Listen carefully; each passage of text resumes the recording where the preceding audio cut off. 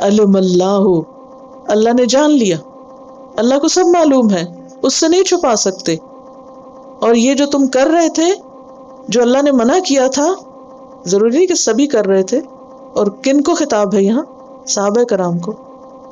انسان تھے، اکا دکا اگر کسی سے ایسا ہوا تو اللہ نے اس کو پکڑ لیا. تو یہ تمہاری کسی اور کے ساتھ نہیں، اپنے ہی نفس کے ساتھ خیانت تھی. کیونکہ انسان اپنے آپ سے خوب آگاہ ہوتا ہے، وہ کیا ٹھیک کر رہا ہے اور کیا غلط کر رہا ہے. اور بعض اوقات انسان تذبذب میں ہوتا ہے نا، شک میں ہوتا ہے، پتہ نہیں ٹھیک ہے یا نہیں، پھر اپنے آپ کو تسلی دے دیتا ہے، نہیں کوئی بات نہیں، ٹھیک ہی ہے، اور اللہ غفور رحیم ہے، کوئی فرق نہیں پڑتا، کسی کو نہیں پتا، کر لو، کیا ہوا، سب کر رہے ہیں، وغیرہ وغیرہ. تو یہ سب چیزیں کیا ہیں؟ اپنے ساتھ خیانت، اپنے آپ کو دھوکہ دینا. فتاب علیکم، تو وہ تم پر مہربان ہوا، وعفا عنکم، اور اس نے تمہیں معاف کر دیا. تو اب جب کہ معاف کر دیا اللہ تعالیٰ نے، تو اس بنا پہ آپ یہ نہیں کہہ سکتے صحابہ نے ایسا کیا اور ویسا کیا. نہیں، جب معافی ہو گئی، اللہ ان سے راضی ہو گیا، تو بس جو ہو گیا ہو گیا. فالآن، بس اب، باشروہن، ان سے مباشرت کرو، یعنی اب تمہارے لیے اجازت ہے. وابتغوا ما کتب اللہ لکم، اور تلاش کرو جو اللہ نے تمہارے لیے لکھا ہے، جو تمہارے مقدر میں لکھا ہے اولاد میں سے، اس کی بھی خواہش رکھو. اس سے دو باتیں پتہ چلتی ہیں. ایک تو یہ کہ شوہر اور بیوی کا جسمانی تعلق جو ہے یہ بھی عبادت ہے. اس کے بارے میں صحابہ کرام نے نبی صلی اللہ علیہ وسلم سے پوچھا کہ کیا یہ بھی ثواب ہے؟ تو آپ نے فرمایا ہاں یہ بھی ثواب ہے. اگر تم میں سے کوئی غلط رستے سے آتا یا کسی حرام طریقے سے اپنی خواہش پوری کرتا تو کیا یہ گناہ نہیں تھا؟ لوگوں نے کہا کہ ہاں. تو فرمایا کہ حلال طریقے سے، جائز طریقے سے اپنی خواہش پوری کرنا کیا ہے؟ عبادت ہے، صدقہ ہے یہ اپنے اوپر، یا شوہر کا بیوی کے لیے اور بیوی کا شوہر کے لیے. کیونکہ بعض اوقات یہ ہوتا ہے کہ انسان کہتے نہیں میرا موڈ نہیں ہے یا ایسا ہے، لیکن دوسرے شخص کی بہت ضرورت ہو سکتی. تو ایسی صورت میں اگر کوئی سیکریفائس کرتا ہے دوسرے کے لیے، کیونکہ ہر وقت موڈ مزاج سب کے برابر کے تو نہیں ہوتے، شوہر کا دل کچھ چاہ رہا ہے، بیوی کا دل کچھ اور چاہ رہا ہے، تو اب دونوں میں اختلاف ہو رہا ہے. تو ایسی صورت میں ایک بدمزگی کریٹ کرنے کے بجائے اور ایک فتنہ فساد کرنے کے بجائے انسان اگر اسے اللہ کا حکم سمجھ کے قبول کر لیتا اور دوسرے کے لیے سیکریفائس کر لیتا، تو یہ سیکریفائس بہت بڑی عبادت ہے، اس کا اجر اللہ دینے والا ہے. کیونکہ دونوں کو ایک دوسرے کی کلودنگ بنائے. کیونکہ اگر دونوں ایک دوسرے کی ضرورت پوری نہیں کریں گے تو کیا ہوگا؟ حرام کے راستے کھلیں گے، گناہ کے دروازے کھلیں گے. تو فلانا باشروہن، یہ کوئی واجب حکم نہیں، بلکہ کیا ہے؟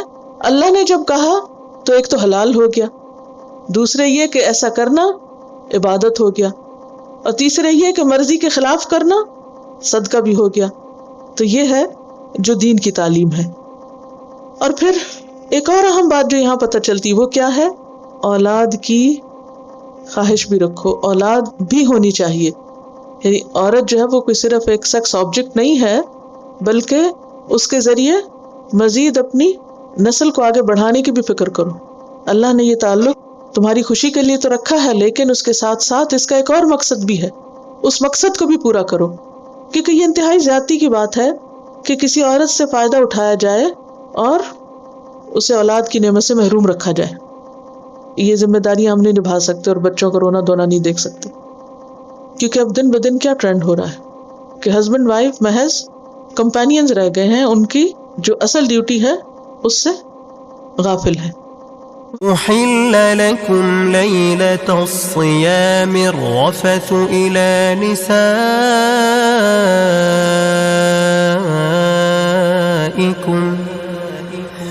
هن لباس لكم وأنتم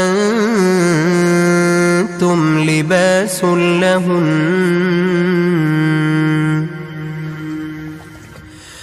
علم الله أنكم كنتم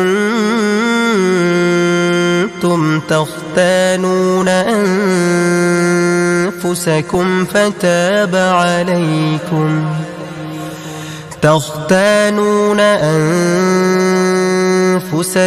فتاب عليكم وعفى عنكم فالآن باشروهن وابتغوا ما كتب الله لكم وكلوا واشربوا حتى حتى يتبين لكم الخيط الأبيض من الخيط الأسود من الفجر ثم أتموا الصيام إلى الليل ولا تباشروهن وأنتم